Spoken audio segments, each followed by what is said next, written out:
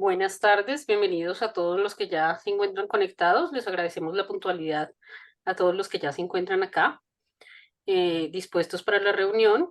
El día de hoy, dentro de los coloquios de neuropediatría, tenemos el gusto de presentar al grupo de neuropediatría de la Universidad Nacional de Colombia, con la docente de neuropediatría de la universidad, la doctora Angélica Uzcategui, y el doctor Mateo Ramírez, que es residente de la Universidad Nacional de Colombia. Ellos el día de hoy compartirán con nosotros un caso clínico interesante. Eh, no daré más datos sobre el tema porque la idea es que precisamente se presente como discusión y a que podamos como evaluar las diferentes situaciones. Tenemos en este momento ya 17 participantes. Eh, entonces, vamos a dar, perdón, vamos a dar un último recordatorio por el chat de Asconi para que las personas adicionales ingresen. Y me permito entonces dejarlos con la docente y la directora del programa de neuropediatría de la Universidad Nacional, la doctora Angélica Uzcategui. Muchas gracias por participar en esta actividad del día de hoy, doctora. Asconi, gracias por la invitación. Me parece que este es un espacio interesante para que compartamos quehaceres y compartamos conocimientos. Ah, no quiero, como vamos a esperar un momento, quiero hacer la introducción cuando ustedes me digan que ya esperamos el momento para que esté la mayoría de las personas. Ok, son las 6:03. Esperemos un momento hasta las 6:05 para iniciar entonces ya la discusión del caso. Muchas gracias. Conocido o algo así.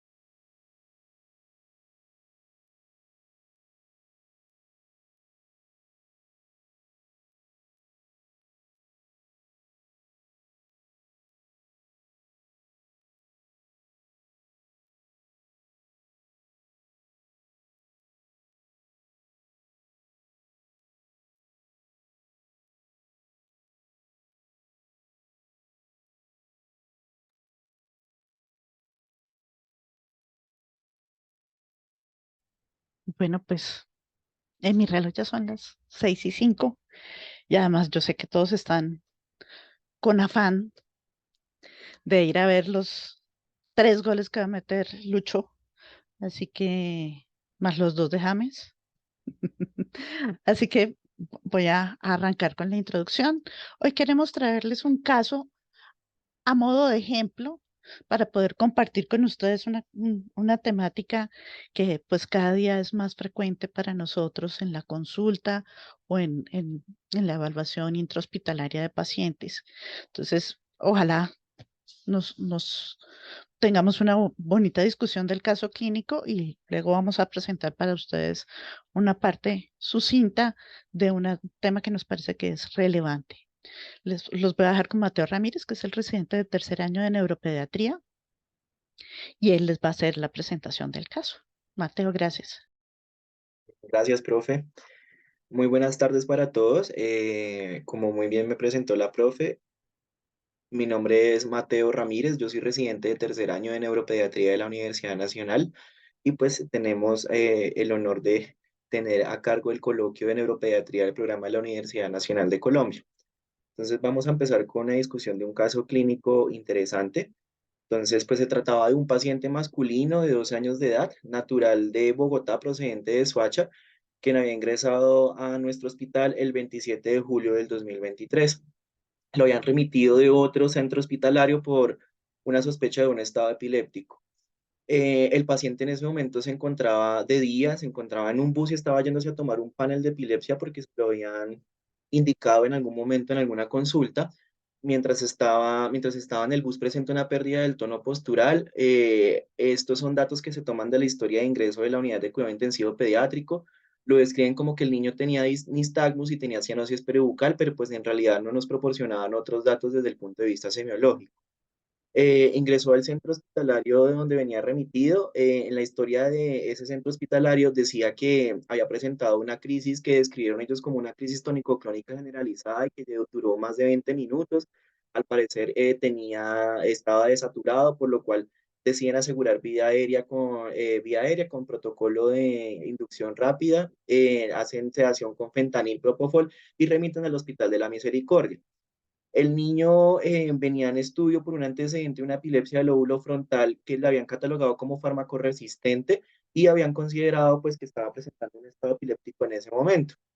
Cuando ingresa al hospital, sus signos vitales estaban estables, el niño estaba despierto, por lo cual suspenden la sedación y inmediatamente extuban en el momento del ingreso.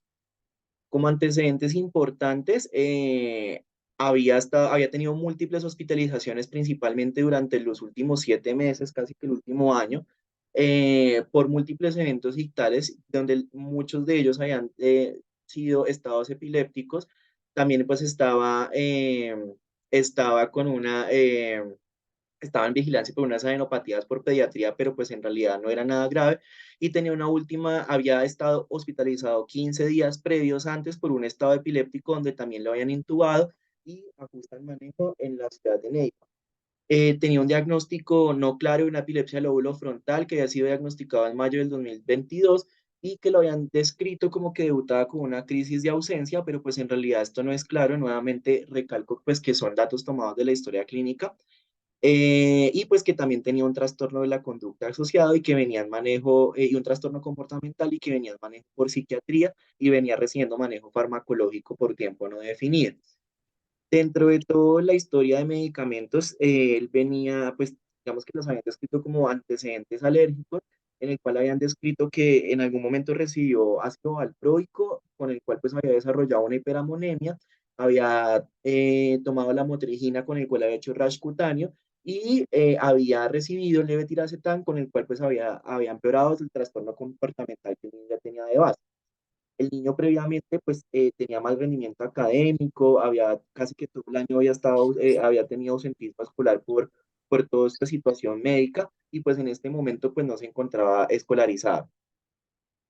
Venía recibiendo al momento del ingreso, venía con lacosamida 100 miligramos cada 12 horas, venía con clonazepam 10 gotas cada 12 horas, en la ciudad de Neiva le habían iniciado brivaracetam, lo venía recibiendo 100 miligramos cada 2 horas, pero pues solo lo recibió durante una semana porque tuvo problemas administrativos con la EPS y pues no entregaron el medicamento y venía recibiendo por tiempo indefinido aripiprazol 15 miligramos cada 12 horas. En realidad eso tampoco es claro, solo sabíamos que durante el último año había tenido consultas con psiquiatría y habían indicado el uso de este medicamento.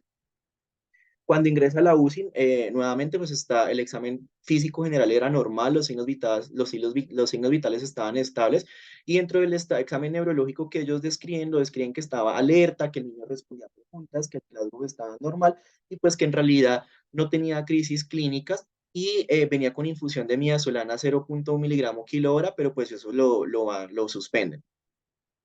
Tiene unos laboratorios de ingreso, séricos que en realidad están normales, electrolitos, hemograma, una función renal, una función hepática, pues que en realidad todo estaba normal. El 27 de julio es valorado por primera vez por neuropediatría, pues se evidencia que hacia las 8 de la mañana del día que había presentado el evento, la mamá comenta que había presentado un evento de tensión de comportamiento, palidez, frialdad distal, y el niño hace una pérdida del tono postural con ojos cerrados. Cuando llega a la institución del traslado primario, ingresa pues allá pues con unos movimientos que los describen como tónico-clónico generalizados, pero la madre comenta que el niño en realidad tenía un hipertono extensor con unos movimientos no claros que parecían más asincrónicos y que el niño tenía los ojos cerrados y que cuando se lo abrían el niño movía los ojos, pero pues en realidad tampoco era muy confiable esta información. Y cuando llega, el niño estaba taquicárdico, estaba desaturado, pero en realidad la desaturación estaba como en 80% y llevaba más o menos 20 minutos con ese evento, por lo cual pues decían asegurar la vía aérea. En realidad el interrogatorio con la mamá era muy difícil porque la mamá estaba muy preocupada por lo que estaba sucediendo. Tenía, pues, según comentaban, tenía un antecedente, una epilepsia del lóbulo frontal que estaba diagnosticada en febrero. Tenía, de hecho, desde 2022 ya tenía múltiples estudios de electroencefalograma en nuestra institución, que ya los vamos a nombrar más adelante. El primer evento que lo había descrito la mamá lo describe como alteración de la conciencia, hacía supraversión ocular, movimientos asincrónicos del todo el cuerpo que se catalogaron como clonías que duraban 5 minutos y pues que en realidad esta era su semiología usual. Previamente ya se había tomado una neuroimagen que era normal y todas las telemetrías que se habían tomado y los electroencefalogramas que se habían tomado hasta la fecha eran normales.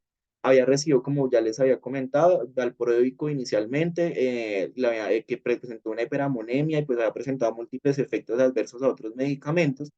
Y con la lacosamida estuvo controlado hasta julio del 2023. En realidad duró como 2 meses sin ningún evento, pues mentiras, como un mes sin ningún evento, hasta que pues presenta, estaba de vacaciones en el municipio de Girardot, presenta un nuevo evento muy largo, lo hallan en Girardot, lo intuban y lo remiten a Neiva, allá pues lo extuban porque también llegan buenas condiciones generales, ya el niño alerta, despierto, y pues le ajustan el manejo farmacológico.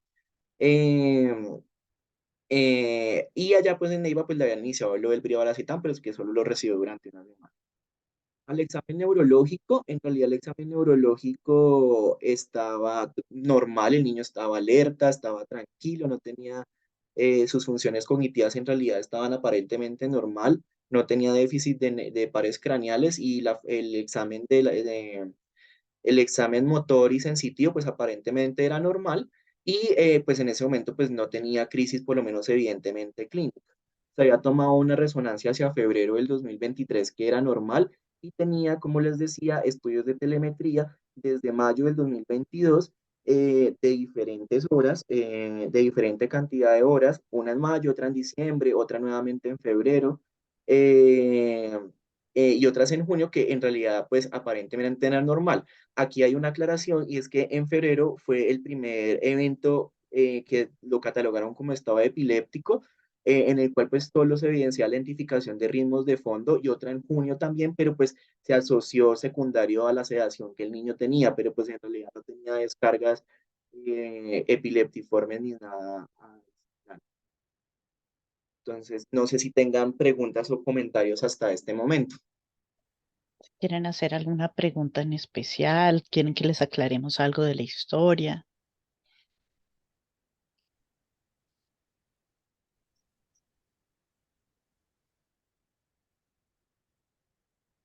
No. ¿Quieren que le aclaremos la Hola, línea? hola, Hola. Yo dije, ¿quieren hola, que le aclaremos? Pensé que buenas querían que les noches. aclaráramos la alineación de la selección. Buenas noches. Buenas noches. Bueno, muchas gracias por el caso. Quería preguntar un poco más sobre el contexto social del paciente. Un Ok, poquito, sí, sí, lo que gracias. tenemos pues es que el niño vivía con sus papás en el municipio de Soacha. En realidad de larga data tenía, pues al parecer todo el contexto familiar era normal, tenía una muy buena red de apoyo. Sin embargo, pues sí tenía quejas escolares desde el inicio desde el inicio de la escolarización. Entonces tenía ahí, lo describían como dificultades del aprendizaje, el niño ya había tenido fracasos escolares previamente en el último año había presentado pues ya con trastorno, la habían catalogado como un trastorno conductual, un trastorno comportamental porque el niño tenía conductas de principalmente de autoagresión, pero pues estaba asociado también también a su problema de aprendizaje. Pero pues en realidad el niño desde el punto de vista de contexto familiar tenía una muy buena red de apoyo, los papás estaban juntos, al parecer no había ningún problema desde ese punto de vista. Muchas gracias. Y interrogar de pronto el consumo de sustancias. Se interrogó, pero no. El niño no, pues no tenía antecedentes de consumo. En realidad, el niño siempre estaba bajo la protección de la mamá, era su cuidadora principal. Mateo, en los primeros episodios, ¿hay algo más de semiología que haga pensar en crisis o en síncope? No, profe, lo que tenemos son los datos que les estoy trayendo. En los primeros episodios simplemente lo que hacía era lo que les comentaba, como que hacía una detención de la actividad con supraversión de la mirada hacia noces peribucal y algo que se interpretó como clonías y que en realidad la semiología, esta era la semiología usual del paciente.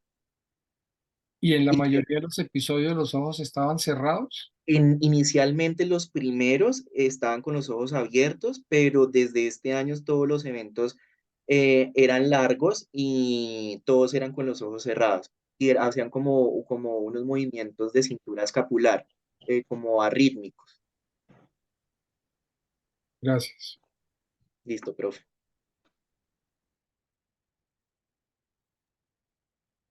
Muy bien, sigamos.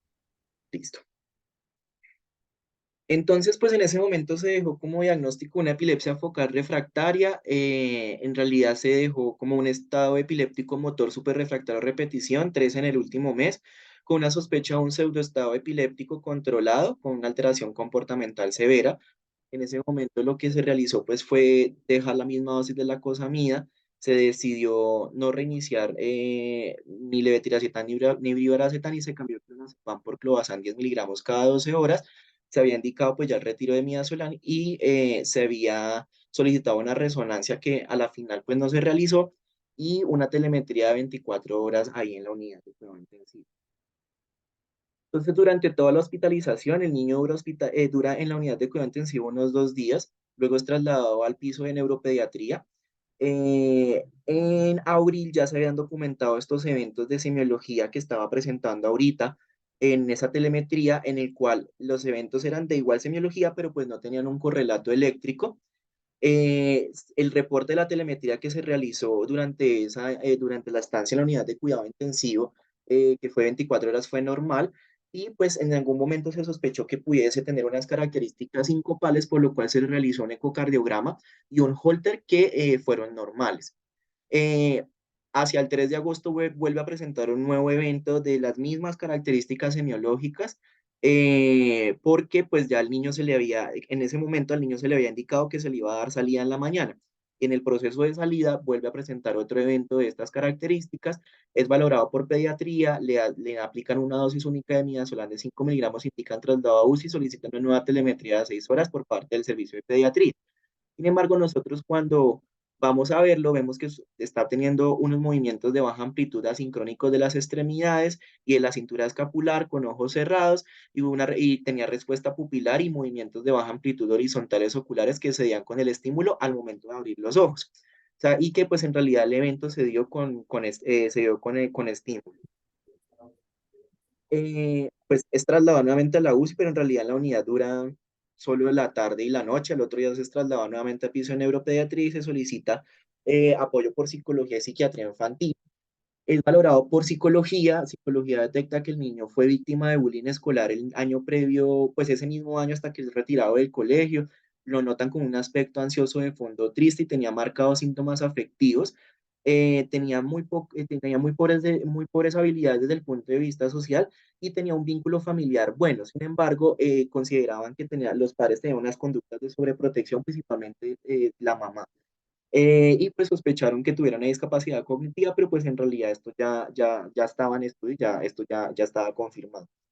Psiquiatría lo valoró también y consideró que tenía un trastorno mixto de la conducta y las emociones con marcados síntomas ansiosos y afectivos. Consideraban el inicio de fluoxetina y remite en hospital de ambulatorio, por lo cual ese mismo 9 de agosto se le da ingreso hospitalario. Sin embargo, eso fue hacia el 9 de agosto. El 20 de octubre nuevamente llega remitido desde otro centro hospitalario de la ciudad de Bogotá porque aparentemente estaba convulsionando. Lo que escribían en la historia de remisión es que el niño presentó movimientos clónicos con postura tónica, administran midazolam, hace falla ventilatoria por depresión respiratoria por la benzodiazepina y lo intuban. En todo ese tiempo que estuvo hospitalizado antes del ingreso al OMI, que fue el 1 al 20 de octubre, había recibido pulsos de metilprednisolona por 5 días, recibió 5 sesiones de plasmaféresis, recibió dieta cetogénica, de hecho hicieron punción lumbar pensando en una encefalitis autoinmune. Nunca se obtuvieron en realidad los resultados de los anticuerpos de superficie y las bandas oligoclonales.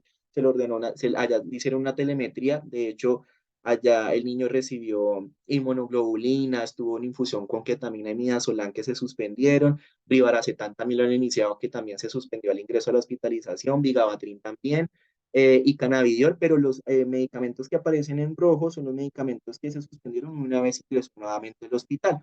Se dejó solamente con fenobarbital, fenitoína en plan de descenso, la preti también en plan de descenso, y se dejó con topiramato y clobazam, y los otros se le empezó también a suspender. Porque cuando llega el niño a la institución, el niño nuevamente ya tenía mejoría del estado del alertamiento, eh, y el niño pues ya también pues ya lo habían extubado previamente, antes del ingreso a OMI. Aquí el ingreso pues ya llega extubado, pero llega en plan de inicio de inmunoglobulina por no disponibilidad en el sitio de remisión, pero pues una vez llega al hospital se reinterroga a la mamá, y se considera pues que nuevamente está presentando las crisis que venía presentando y que ya se habían catalogado como crisis psicógenas, y se decide pues hacer suspensión paulatina de los medicamentos. Entonces, el 20 de octubre nuevamente reingresa, se suspende la sedación y se le ajustan los medicamentos. El niño empieza a hacer fiebre durante la hospitalización. Se hemocultiva y se identificó unos cocos gram positivos, por lo cual inician vancomicina, pero persistía con eventos paroxísticos. El niño monitorizado con telemetría y no tenían correlato eléctrico, indican traslado a piso. Se recibe el reporte institucional del sitio de remisión de telemetría que fue normal. Aquí se tomó una nueva telemetría que fue normal, donde se evidenciaron los eventos y que no tenían un correlato eléctrico. Se pidió nuevamente valoración a psiquiatría, quien hace una justa quetiapina clonazepam porque el niño no había tolerado adecuadamente la fluoxetina, y es valorado por epileptología. Revisan todos los electroencefalogramas que se tomaron en la institución y que se reportaron, y que nuevamente se volvió a hacer, pues se hizo esa segunda revisión y definitivamente pues los electros eran normales, por lo cual se empezó a hacer disminución y ajuste de los medicamentos y se dejó únicamente con la cosamida, clobazam, topiramato en principio, pero en plan de racionalizar medicamentos desde el punto de vista de consulta externa para tratar de llegar a un común acuerdo eh, con psiquiatría para saber pues cuál iba a ser el manejo desde el punto de vista neurológico y psiquiátrico. Y se consideró que el niño pues tenía, si bien el niño podía tener epilepsia, pues tenía una alta probabilidad de también tener crisis psicógenas no epilépticas, por lo cual pues se dio egreso el 1 de noviembre del 2023. Entonces ahí damos por finalizado el caso clínico. No sé si tienen algún comentario, algún aporte, alguna pregunta que podamos resolver.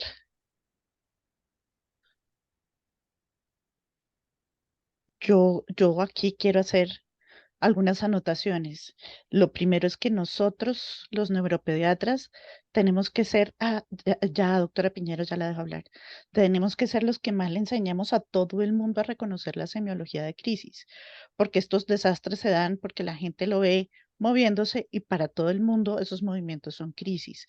Y mire todas las complicaciones a las que llegamos. Entonces, sí, es importante que nosotros eduquemos a la gente en cuáles son las características semiológicas de una crisis y cuáles no. Y lo otro es, pues, que en estos pacientes la reconsulta y la consulta a sitios diferentes donde ya no lo conocen hace que terminemos en todas estas complicaciones. Doctora Piñeros, gracias por acompañarnos esta noche. Cuénteme. No, gracias por haberme invitado.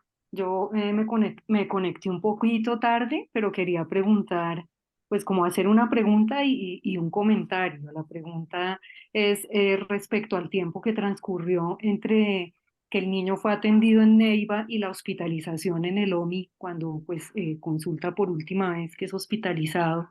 Si hay datos, si él regresó al rol escolar, si él volvió al colegio o no volvió al colegio. No, doctora, de hecho el niño ya no estaba escolarizado desde marzo de este año, entonces él no estaba yendo al colegio.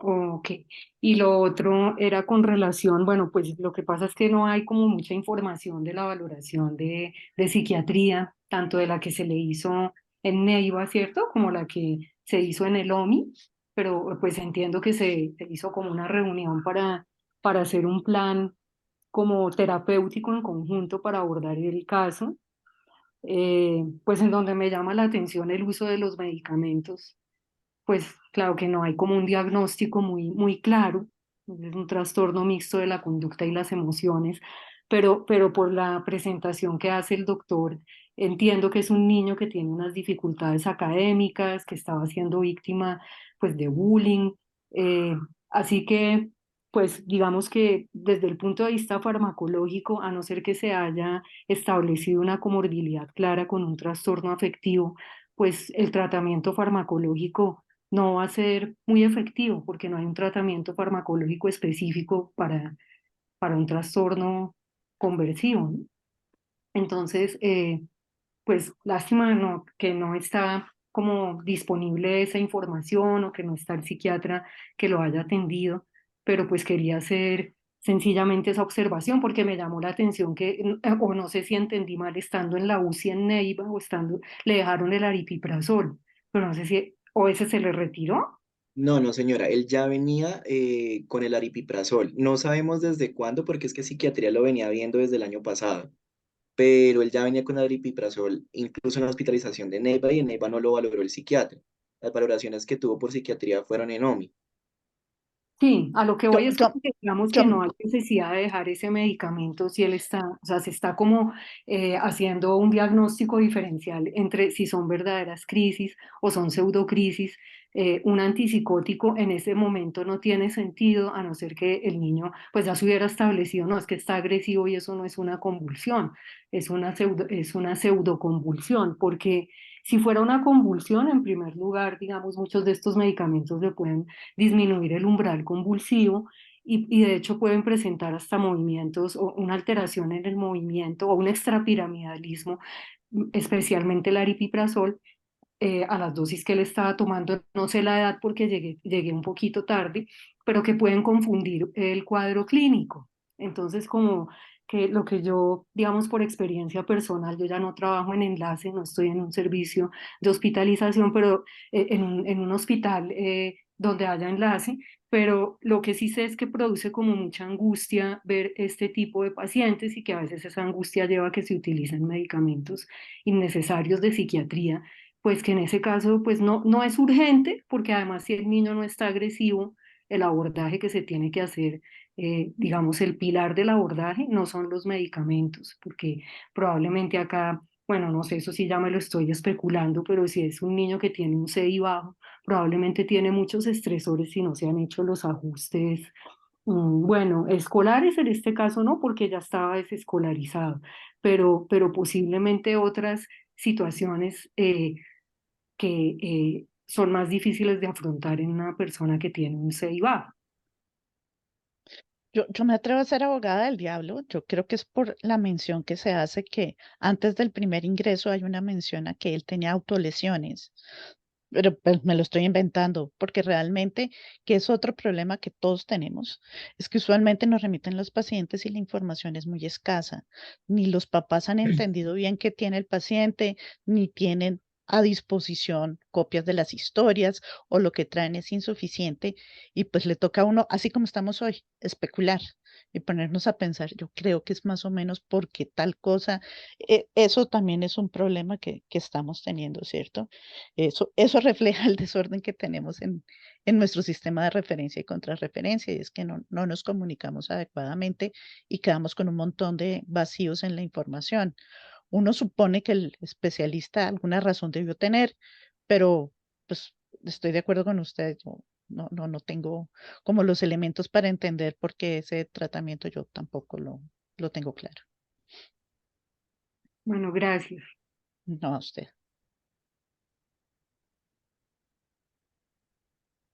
Entonces, lo que queríamos con este caso clínico, los voy ambientando. Adelante va a estar Rafael Santos Borré. Lo que queríamos con este caso clínico es que poderles presentar a ustedes la guía que acaba de salir de la ILAE sobre el manejo de crisis psicógenas en niños. Es una guía que salió En hace un marzo. par de meses y queremos compartirla con ustedes porque esto se está convirtiendo en una cosa muy frecuente para todos nosotros y es muy importante que estemos preparados para el manejo de esto. Bueno, entonces, Mateo, por favor. Listo.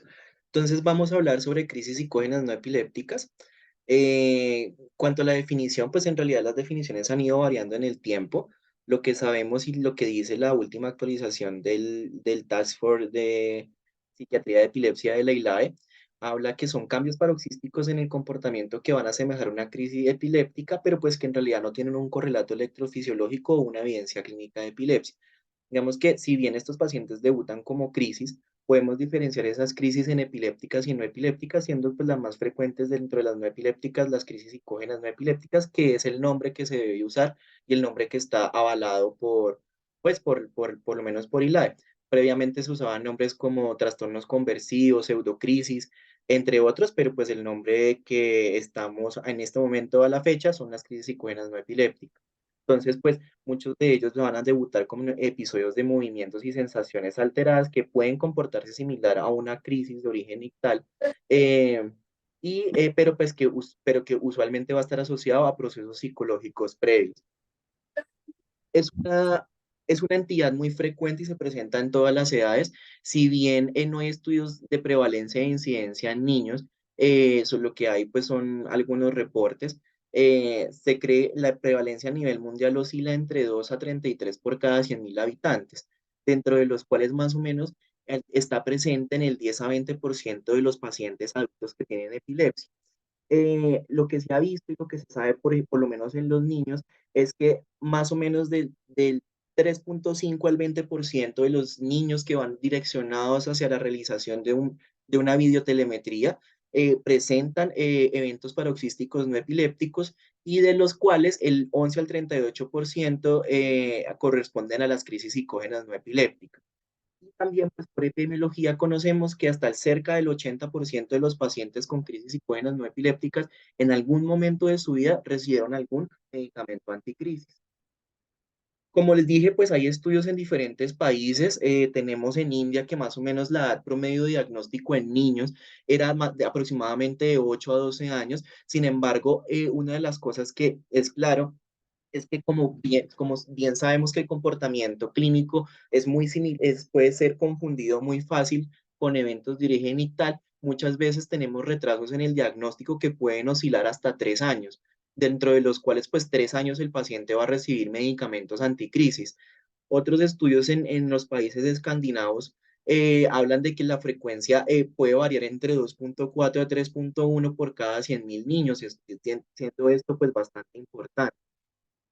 Todo esto nos ha permitido identificar pues algunas características clínicas en las cuales sabemos que es mucho más frecuente en las personas adolescentes con una edad diagnóstica, una media diagnóstica de más o menos unos 12 años, es más frecuente en mujeres con una relación que va de 3 a 5 por cada hombre y la gran mayoría de los pacientes que tienen un diagnóstico de crisis psicógenas no epilépticas tienen también concomitante un diagnóstico de epilepsia.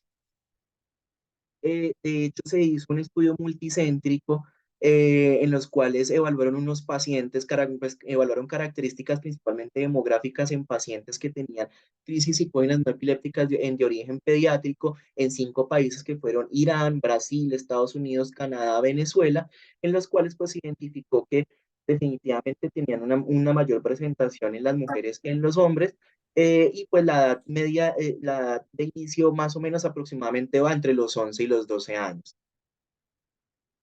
En Colombia ya previamente se había hablado de esto. De hecho, hacia el 2006 hizo una descripción de los pacientes que tenían crisis psicógenas no epilépticas en psiquiatría infantil por el profesor Rafael Vázquez y el doctor John Jairo Silvestre. Digamos que dentro de ellos dentro de la epidemiología cogieron algunos niños del Hospital de la Misericordia, que en realidad fueron 12. Se revisaron unas historias clínicas que oscilaron entre el 2000 y el 2005 y encontraron que en todo era muy concordante con lo que decía la literatura. O sea, teníamos una promedio de 12 años, pero la presentación clínica se presentó entre los 7 y los 17 años. El gran porcentaje de los niños que tenían crisis psicógenas no epilépticas eran niñas, hasta el 83%, y el 66% de los pacientes tenían un alto porcentaje asociado a epilepsia. Pero dentro de las comorbilidades psiquiátricas, lo más frecuente que se encontró fueron trastornos de ansiedad, casi que en un 60%, y de esos pacientes que tuvieron crisis psicógenas no epiléptica, la mitad hicieron estatus de pseudocrisis. En cuanto a la etiología y la fisiopatología, si bien sabemos que es un trastorno heterogéneo, que en realidad no tenemos unos factores predisponentes o comorbilidad uniforme, la teoría más aceptada es la teoría de Reuber y Brown, que habla sobre el modelo cognitivo integrado, en el cual estos pacientes pues, van a tener unas manifestaciones motoras que a ellos les va a permitir como tener una respuesta instintiva de congelación o huida, como lo describen ellos, haciendo que estos niños o estas personas presenten patrones motores que ya han aprendido por experiencia y que se va a desencadenar por una situación que lo ponga en riesgo o por o por eventos estresores de alta, pues que tienen un alto impacto en la vida de ellos, haciendo una activación de todo el sistema parasimpático para tratar de reducir el estrés que esto les va a producir y van a tener unas conductas reforzantes, haciendo que digamos, presenten cambios que son muy similares hacia la corteza límbica, hacia el sistema límbico y la corteza frontal inferior derecha, y que pues en realidad esto es lo que nos va a producir todos esos síntomas motores. En marzo del 2023 salió la última actualización, la guía de crisis psicógenas no epilépticas en niños de la ILAE. Esto lo llamaron el estudio Prisma, en el cual ellos evaluaron, fue un metaanálisis escogiendo unos estudios que después de haber aplicado los criterios de inclusión y exclusión, ellos originalmente tuvieron 4.261 abstract de algunos estudios que eran artículos originales principalmente, y después de haber aplicado los criterios de inclusión y exclusión, al final terminaron 77 estudios, en los cuales pues ellos lo que nos proponían eran darnos como unas recomendaciones para el diagnóstico y el tratamiento y el enfoque clínico de los pacientes pediátricos que presentaban crisis psicógenas no epilépticas.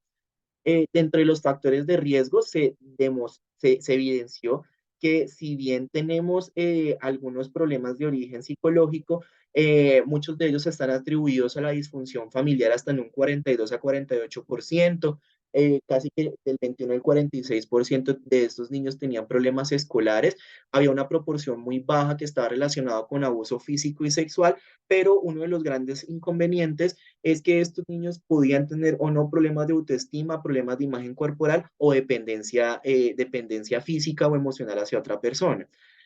Lo que se encontró, pues es que lo que se encontraba en diferentes estudios y que es lo que hace que muchas veces demoremos el diagnóstico, es que muchas veces estos niños se acompañan de abuso psicológico que quizás puede ser difícil de interpretar en la edad pediátrica o que ellos mismos no lo manifiesten. Por eso las recomendaciones del estudio del Prisma, del estudio de la ILAE, habla de que pues tenemos que tener un desarrollo completo, una historia completa en cuanto al desarrollo y todos los potenciales estresores para evaluar la probabilidad de que tengan síntomas funcionales, por lo cual siempre es muy importante tratar de identificar si tenemos estresores desde el punto de vista escolar, llámese dificultades académicas, dificultades familiares, si son víctimas de abuso físico, psicológico, o si tenemos historia previa de abuso sexual o abuso físico, incluso trauma, dentro de los cuales, pues, esto nos va a llevar a permitir una mejor comprensión clínica y una mejor comprensión de toda la historia de la enfermedad, preguntando quizás por otros antecedentes importantes, como cómo está el proceso cognitivo y cómo está el proceso de aprendizaje, o incluso, pues, que va incluido, pues, dentro de cómo va todo el proceso de escolarización, y que cuando sospechamos en los niños crisis psicógenas no epilépticas, pues siempre es importante preguntar por otros síntomas, otros signos neurológicos de origen funcional que nos pueden llegar a hacer pensar y a llenarnos de motivos y razones para llegar a pensar en crisis psicógenas no epilépticas. Dentro de la evaluación, como bien decía, es muy importante obtener un historial del desarrollo completo, preguntar cómo son los eventos, cuándo son los eventos, qué puede llegar a desencadenarlos, dónde los presentaba y en qué momento los presentaba. Hacer una adecuada descripción de los eventos es una de las cosas que más ha mostrado evidencia para tratar de diferenciar entre una crisis perigenital y una crisis psicógena no epiléptica. Preguntar siempre sobre los factores estresantes.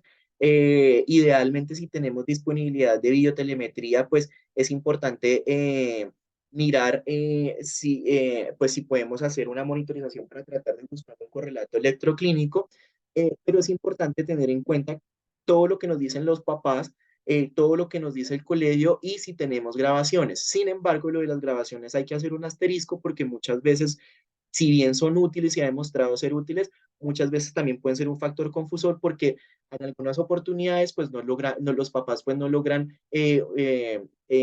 hacer una grabación completa de todo el evento, entonces puede incluso llegar a ser un factor confusor. Es importante de que no se deben emplear técnicas de provocación invasiva ni tampoco engaños. Dentro de la evaluación clínica, pues digamos que se ha visto pues que tenemos unas diferencias clínicas desde el punto de vista semiológico que nos pueden llegar a pensar, nos pueden hacer llegar a pensar en que esto es una crisis de origen, una crisis psicógena o de verdad un evento y tal, claramente. Por lo cual, digamos que se ha demostrado, se ha visto que una duración, por ejemplo, mayor a 2 minutos, usualmente los eventos digitales son un poco más cortos, la semiología en los crisis psicógenas no epilépticas suele fluctuar, que si bien puede ser estereotipado, es más usual que fluctúe, usualmente tienen un inicio gradual, la conciencia puede estar preservada, pueden hacer movimientos de cabeza de lado a lado, las extremidades pueden tener unos movimientos asimétricos o bizarros o arrítmicos. Usualmente los pacientes que tienen crisis psicógenas no epilépticas tienen síntomas negativos como el llanto, usualmente tienen los ojos cerrados o se resisten a la apertura ocular. El balanceo pélvico, si bien es infrecuente en niños, puede llegar a presentarse. Es raro que hagan pérdida del control de esfínteres, es raro que hagan cianosis eh, o de saturación, sin embargo, esto tampoco lo excluye. Y pues digamos que hay otros signos lateralizadores que en epilepsia pues nos pueden ayudar, como la mordedura lateral de la lengua. Usualmente los pacientes con crisis psicógenas lo que hacen es una mordedura en la parte anterior de la lengua, entre otros. Sin embargo, pues es importante pues que estos signos y sí, estas características semiológicas, perdón, se han estudiado y tienen una sensibilidad, especificidad en cuanto a que nos pueden llegar a hacer pensar en que son crisis psicógenas no epilépticas, como que sea fluctuantes, tiene una muy buena especificidad, aunque la sensibilidad pues no es tan buena. Los movimientos asincrónicos tienen una buena sensibilidad y especificidad casi que hasta el 96%. Si bien el balanceo pélvico no es tan frecuente en niños, tiene una especificidad casi del 100%, y el cierre ocular pues tiene una especificidad entre 74 al 100% con una sensibilidad pues relativamente aceptable, entre otras. Esto es un poco más de lo mismo. Aquí lo que se hizo fue en un estudio evaluar cuáles eran las características semiológicas que nos podían llegar a hacer pensar en crisis psicógenas. Se tomaron 42 pacientes menores de 18 años, 85 pacientes mayores de 18, y se encontró que lo más frecuente en ellos, que tenía en realidad un valor estadísticamente significativo, fue el cierre ocular, que los fenómenos motores tuvieran una duración prolongada, eh, y pues el movimiento y balanceo pélvico, que nuevamente digamos que todo esto ha sido un poco más estudiado en niños y son un poco más frecuentes pues en adultos. En lo que se hizo por el doctor Vázquez y el doctor John Jairo Silvestre, pues también se encontró pues que es importante mirar cómo la historia clínica, porque estos pacientes que hacen estado epiléptico recurrente o tienen múltiples síntomas físicos inexplicados, esos pacientes que han sido llevados a múltiples estudios que pueden llegar a ser innecesarios, o que tienen antecedente de abuso físico, sexual, o que tienen crisis que se presentan en frente del personal de salud en los niños mayores de 10 años, o que la semiología es cambiante, es los que nos debe en realidad hacer sospechar de que estos pacientes pueden tener crisis psicógenas no epilépticas, y que en realidad la semiología de estos eventos es muy similar a lo que está escrito en la literatura. Para el diagnóstico, si bien el diagnóstico previamente, antes de este año, hablaba de que algo que llamaban la regla de los dos, que era que al menos se presentaran 2 crisis psicógenas no epilépticas a la semana, que fueran refractarias a 2 medicamentos anticrisis y al menos tuviera 2 electroencefalogramas sin anormalidades epiléptiformes. Si bien es muy útil, ahorita en el último documento de la ILAE nos proponen pues como unos niveles diagnósticos para hablar de posible, probable, clínicamente establecido, documentado, o una crisis psicógena no epiléptica documentada. Básicamente, esto de que va a depender de si el evento, si hay historia positiva de tener crisis psicógenas no epilépticas antes, si el evento fue presenciado por alguien, y pues las características electroencefalográficas.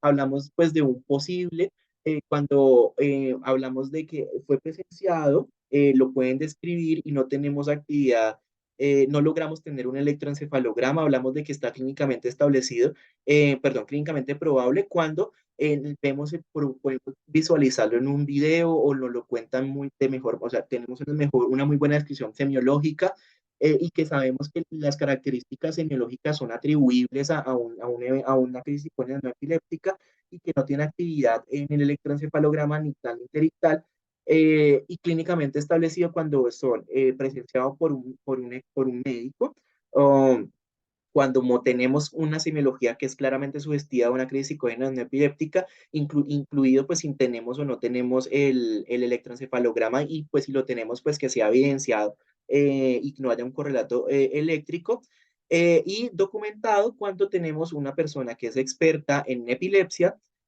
cuando evidenciamos que la semiología del evento es claramente una crisis psicógena no epiléptica y cuando vemos que no hay una correlación entre el evento presentado y cambios en el electroencefalograma. Para el diagnóstico, pues el diagnóstico, si bien puede ocasionalmente llegar a ser un diagnóstico de exclusión, el diagnóstico es clínico, sobre todo cuando tenemos una alta sospecha clínico. El gol estándar para el diagnóstico pues es el electroencefalograma, principalmente la telemetría, pues lo que queremos buscar es que en realidad no haya un correlato electroclínico entre los eventos. Nos recomiendan pues en realidad hacer algunas técnicas de inducción que ya vamos a hablar un poco más de eso y nos dicen que pues si el estudio pues puede llegar no es necesario hacer telemetrías prolongadas, simplemente pues hacer un estudio corto que podamos, mediante técnicas de inducción, pues hacer una provocación del evento. Dentro de los laboratorios pues se ha estudiado muchas cosas, en realidad lo que tenemos es que la prolactina sérica se puede ver elevado en los pacientes que hacen crisis después de los 15 minutos, la CPK por la alta actividad muscular en los pacientes con crisis psicógenas pues también puede verse elevada. Digamos que si bien se ha estudiado el uso de la enolasa y el ProCNP, en realidad esto no tiene ninguna evidencia científica. Y la evaluación psicológica, pues es importante tratar de identificar cuál es el factor desencadenante, si el niño tiene o ansiedad o depresión, preguntar siempre por separado al niño, por separado a los papás, y pues evaluar si con escalas específicas, pues si podemos hacer una evaluación, una aproximación más hasta ese diagnóstico y la evaluación pues neuropsicológica también nos puede de pronto orientar un poco hacia el diagnóstico. En cuanto a las técnicas de inducción, digamos que recomiendan el uso de privación de sueño, de hiperventilación, estimulación fótica, pero pues no recomiendan ninguna técnica invasiva, o sea, no estamos en el momento de la vida para realizar placebos con solución salina ni ningún estímulo doloroso, entonces pues simplemente con una deprivación de sueño, haciendo una hiperventilación, estimulación fótica, tratando de inducir el evento, es más que suficiente y usualmente con esto se evoca. Como comorbilidades, hasta el 84% de los pacientes pueden llegar a tener alguna comorbilidad psiquiátrica, dentro de lo cual el más frecuente es un trastorno de ansiedad hasta el 83%, sin dejar la depresión de lado, porque en realidad los trastornos del afecto aquí juegan un papel supremamente importante. Otros que están asociados son los trastornos, el trastorno afectivo bipolar, las distimias, otros trastornos de adaptación, trastorno por estrés postraumático, el trastorno comportamental, pues en definición. De hecho, en el estudio que se realizó aquí en Colombia, pues se encontró pues que lo más frecuente en realidad sí era el trastorno de ansiedad, de ansiedad, perdón, seguido de los trastornos depresivos, la disfunción familiar, entre otros. Incluso se ha visto relacionado con trastorno por déficit de atención hiperactiva y con fobia escolar, pero muchos de estos niños pues también se pueden quedar sin diagnóstico. En la epilepsia, pues como les decía al inicio, muchas veces está relacionado con epilepsia. Se ha visto que en los niños menores de 12 años puede incluso hasta el 90% llegar a presentar una crisis psicógena no epiléptica.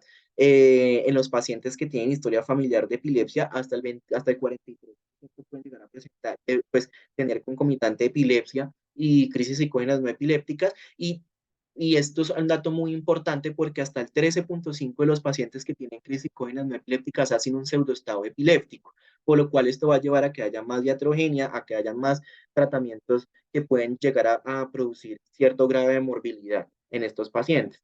Y pues también se ha visto relacionado con otros trastornos neurológicos, principalmente discapacidad intelectual, hasta en un 40% casi, los trastornos por déficit de atención, las cefaleas y los traumas craneoencefálicos en menor proporción. En cuanto al tratamiento, pues siempre es importante tener un equipo multidisciplinario siempre debe estar manejado por pediatría, por neuropediatría y por psiquiatría y pues por todas las ayudas diagnósticas, ayudas terapéuticas que nos puedan ayudar. Y es muy importante recordar que esto es una urgencia, probablemente no una urgencia neurológica, pero sí una urgencia, una urgencia psiquiátrica. Es supremamente importante que una vez se identifique que estamos enfrentándonos ante una crisis psicógena no epilépticas, pues se deben suspender todos los medicamentos anticrisis. Se le debe hacer una muy buena explicación a los papás, diciéndoles pues que el niño esto no se lo está inventando.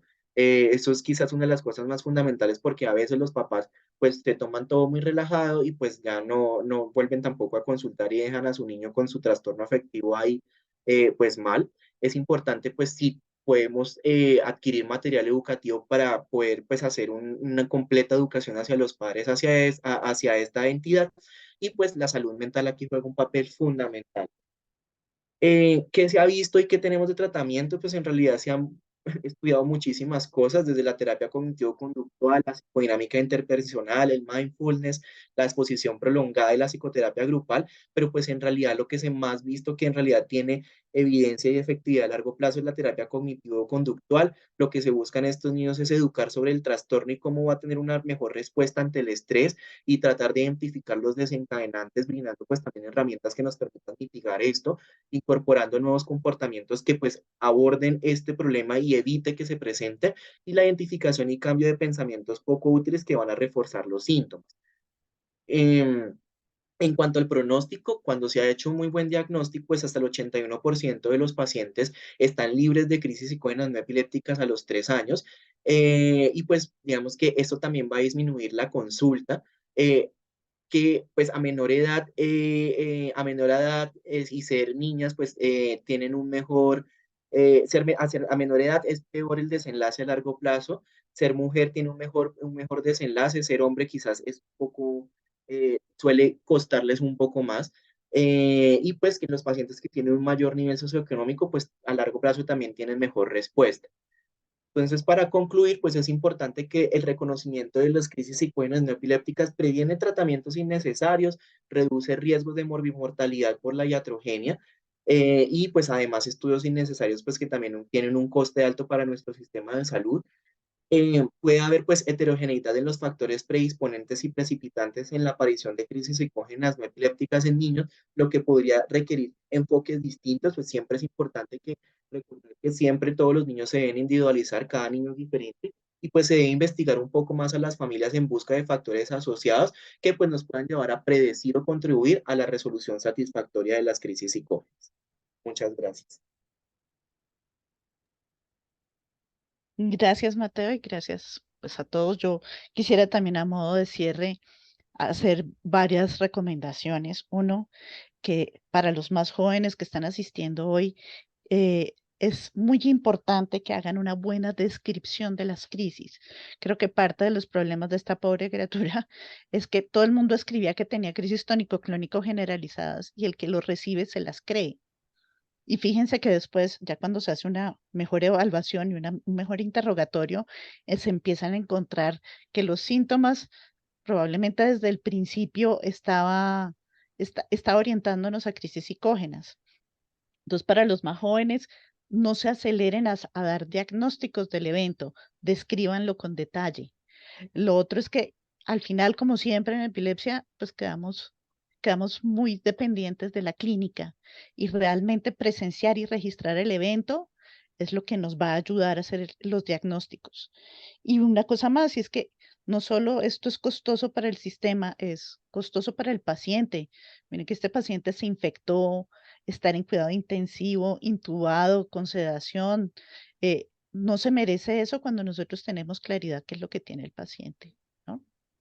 Pero hay que ser claros con el paciente. Fíjense que ya se le había dicho a la familia y probablemente no fuimos suficientemente enfáticos en eso y siguen dando vueltas y sigue rondando el fantasma de la epilepsia.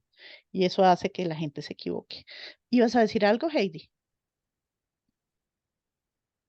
Muy buenas noches a todos. Muchas gracias por tan espectacular tema que sí, es verdad, nos toca a todos cada vez más frecuente. Quería preguntar, sé que han dicho que pues no hacer como técnicas de provocación, obviamente nunca engañar en los estudios, pero había leído de algunos artículos que hablan de hacer, por ejemplo, consentimiento informado, hacer algún estímulo de provocación, nunca engañar, obviamente, acerca de hacer estimulación con diapasón o estimulación bitemporal o incluso inducción verbal. ¿Qué opinan sobre eso? Hacerlo durante la telemetría. Lo que dice la guía es que uno no debiera utilizar ninguna de esas técnicas, eso es lo que dice la guía, ¿cierto? Si uno le hace un consentimiento informado, lo está avisando, ¿no? Eso también puede ser contraproducente. Lo que ellos recomiendan, yo creo que hay un punto intermedio, porque también si yo no favorezco de alguna manera que el paciente me crea que puede tener la crisis, también es más difícil inducirla. Entonces, eso es lo que está descrito, que se le hagan, por ejemplo, durante en la monitorización varias fotoestimulaciones y que algo así como que el técnico esté repitiendo como, mire, esto usualmente hace que a la gente le dé crisis y hacer varias hiperventilaciones con la misma técnica. Yo soy un poco partidaria de un poquito decirles que sí, pero lo que dice la guía y me parece que tiene sensatez es que no debemos hacer ningún tipo de engaño y son explícitos en decir que no se haga ninguna intervención física, ni el diapasón, ni estímulos táctiles, ni nada de eso, en eso son enfáticos, ¿no? Ahora, al gusto, ¿no? Gregorio, Muchas gracias. a ti. Buenas noches, Angélica, excelente presentación y muchas gracias por la participación. Dos cositas. Creo que lo mencionaron. Primero, la relación bidireccional entre epilepsia, que los pacientes con epilepsia pueden hacer pseudocrisis y al revés también. Eso está ahí descrito como dijeron anteriormente. Entonces, como a veces no es fácil distinguir las crisis epilépticas reales de las pseudocrisis. Por eso es vital obtener en lo posible un video casero y un buen relato semiológico con la descripción de los cuidadores y a veces del paciente mismo. Y segundo, que hay que estudiar muy bien al paciente porque no es lo mismo una crisis funcional o psicógena de un simulador, porque son dos connotaciones completamente diferentes y el abordaje es diferente.